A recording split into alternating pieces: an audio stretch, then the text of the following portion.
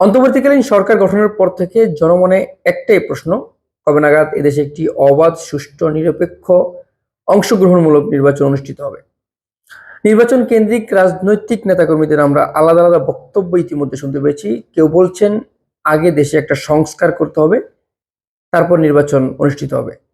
তবে আমাদের দেশের বর্তমান সময়ের সবচেয়ে বড় দল বিএনপির ভাষ্যমতে, বিএনপি নেতাকর্মীদের ভাষ্যমতে আর কি, যে আগে দেশে একটি নির্বাচন হবে, নির্বাচিত দল দেশটাকে সংস্কার করবে।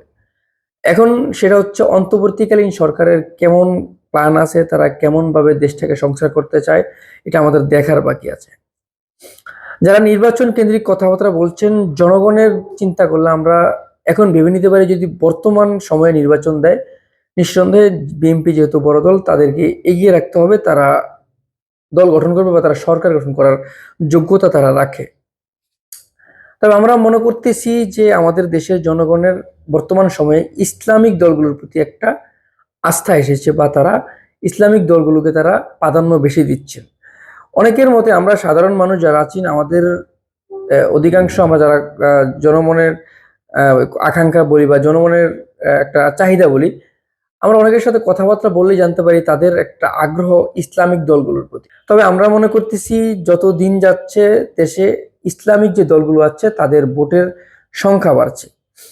আমরা সাধারণ জনতা যারা আছি, আমাদের মনে হচ্ছে আমাদের দেশের এই অন্তর্বর্তীকালীন সরকার যত বেশি স্টেবল করবে, তাদের স্টেবলে বাংলাদেশের মানুষের ইসলামিক দলগুলোর প্রতি আস্থা বাড়বে। ইতিমধ্যে আমরা দেখতে পেয়েছি দেশের সাধারণ জনতা যারা আমরা মাঝে মাঝে কথা বলি, একটা চায়ের দোকানে বসি কিংবা যেখানেই বসি, গল্প করতে গেলে জনমনে একটাই কথা, যে জনগণের মুখে একটাই কথা, যে দেশে একটি ইসলামিক শাসন তারা চায়। আমরা ইসলামিক কান্ট্রি, বিশ্বের চতুর্থ ইসলামিক দেশ হিসেবে আমাদের দেশটা পরিচিত। আমাদের দেশের প্রায় 90% বেশি মানুষ ইসলামিক ধর্মের। সেক্ষেত্রে আমাদের দেশটাকে ইসলামিক দল যদি শাসন করে, সেটা একটা সুন্দর দেশ হিসেবে পরিচালিত হবে বলে আমরা মনে করি। আমাদের দেশে অনেকগুলো ইসলামিক দল আছে, তাদের বেশিরভাগের মধ্যে আমরা দেখতে পাই যে অন্তঃকোণ দল, তাদের আলাদা আলাদা মত থাকে, তাদের আলাদা আলাদা পছন্দ থাকে, আলাদা আলাদা এমন বিভেদ থাকে, যার কারণে তারা এখনো পর্যন্ত একত্রিত হতে পারেনি। তবে ইতিমধ্যে আমরা যেটা লক্ষ্য করেছি, সাধারণ মানুষের মানে সাধারণ যে জনতার পছন্দ বা আশা আকাঙ্ক্ষা ইসলামিক যে দলগুলো সেগুলোকে নিয়ে। আমরা মনে করি আমাদের দেশে যদি অবাধ, সুষ্ঠু, একটি নিরপেক্ষ নির্বাচন হয়, ইসলামিক দলগুলো এবার একটা মানে মাথাচাড়া দিয়ে ওঠার মতো একটা জায়গা তৈরি হয়েছে। আমাদের দেশে বর্তমান সময়ে যদি নিঃসন্দেহে বলা চলে, যদি নির্বাচন অনুষ্ঠিত হয়, সবচেয়ে বড় দল, জনপ্রিয় দল বিএনপি এগিয়ে থাকবে। তাদের সরকার গঠন করা একদম 99% নিশ্চিত। তবে যত দিন যাচ্ছে তত কিন্তু ইসলামিক দলগুলোর জন্য ভালো হচ্ছে। এই অন্তর্বর্তীকালীন সরকার যদি আরো বেশি স্টেবল করে, ইসলামিক দলগুলোর ভোটের সংখ্যা বাড়বে বলে আমরা মনে করি। অনেকে বলছেন বিকল্প ব্যবস্থা হিসেবে ইসলামিক দলকে আমরা রাখতে চাই।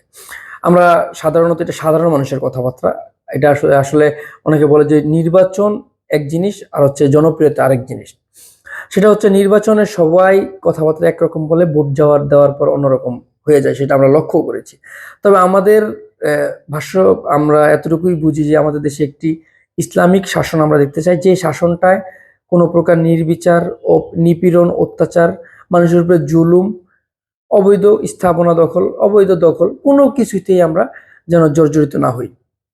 আমরা মনে করি ইসলামিক দলগুলো যদি একত্রিত হয়, এটি করা সম্ভব। আমাদের দেশে একটি যদি সর্বদলীয় সরকারও গঠন হয়, সেখানেও আমাদের দেশের ইসলামিক দলগুলো অনেকগুলো আসন পাবেন, সেখানে তারা এগিয়ে থাকবেন। আমাদের দেশে একটি অবাধ, সুষ্ঠু, নিরপেক্ষ নির্বাচনের যে লক্ষ্যে আমাদের অন্তর্বর্তীকালীন সরকার প্রধান তার রোডম্যাপ চালু করেছেন, আমরা মনে করি আমাদের দেশে তিনি যতদিন স্টেবল থাকবেন, আমাদের দেশে যতদিন অন্তর্বর্তীকালীন সরকারের মেয়াদ বাড়তে থাকবে, ততদিন আমাদের দেশের ইসলামিক দলগুলোর জন্য সুন্দর একটি দিন উপহার তারা পাচ্ছে।